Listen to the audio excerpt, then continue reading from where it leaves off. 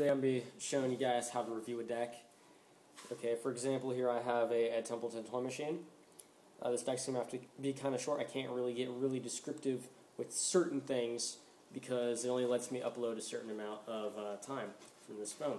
And, okay, avoid using relative terms like this deck has a good concave. What you want to do is say what the concave actually is, because you don't want to use anything relative.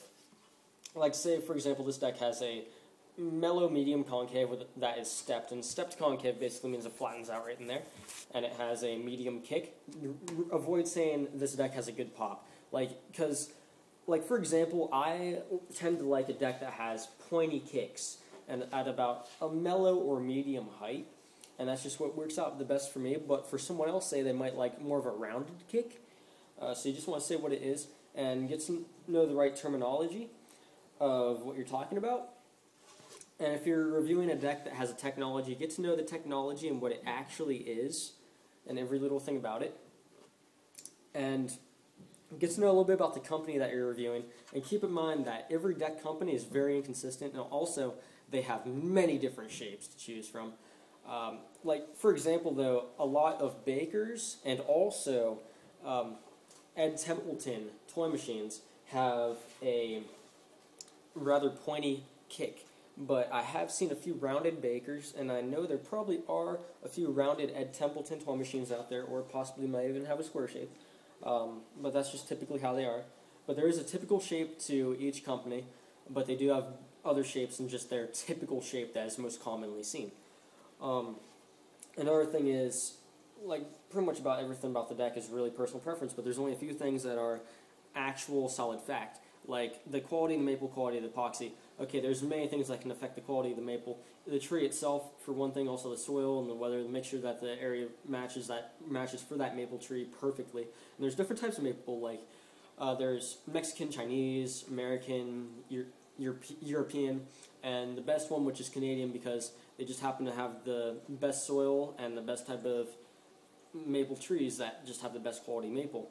And maybe also get to know what type of maple that deck company uses. Like, for example, Toy Machine typically has a Mexican maple, but I know that they are made by Tomieto Distribution, and I know that Tomieto also owns Foundation. And Foundation, I know for a fact, they have some decks that are American maple, so Toy Machine probably does as well. I just haven't seen any yet, but I have seen some American mapled Foundations. But typically, for these decks, I usually do use a Mexican maple. This one is a Mexican. And that's really about it.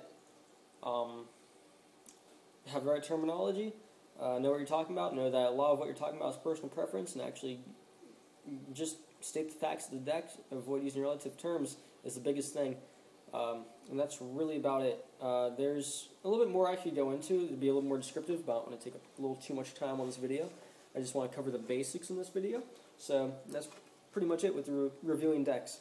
And also, a good thing to help out with reviewing decks is throw a little bit of skate footy in there to show that you really do skate. And sometimes it sometimes does help to have skill and be skating for a long time, and to also know what you like personally, so you can get a deck that fits all your preferences, so you can see how the deck from a certain company truly is, so it fits the way you skate the best. And that's really about it, because if you get a deck that doesn't have your preferences, the quality of your review could be hindered by that, because you might say that the deck sucks, but it might not actually suck.